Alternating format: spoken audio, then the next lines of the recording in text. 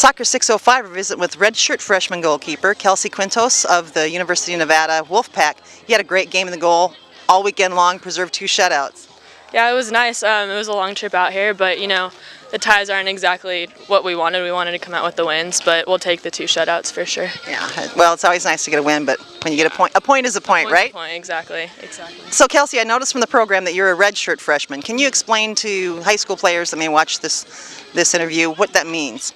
Basically, a redshirt freshman means, for me, I came in, I actually got to go on the first travel trip and everything. We came back and the coaches thought about it, and it was just better for me and the program as a whole to redshirt. They saw potential in me, so that just meant taking the year to get better and just improve. And you preserve another year of eligibility that way, right? Yeah, so now I have 4 more years, including this one, so might as well take it. Well, and as a freshman, you did a nice job commanding your defensive line back there in your goal. How is that USD offense attacking you this afternoon? They had some good opportunities, but my defense definitely helped me shut it down. It wasn't just all me.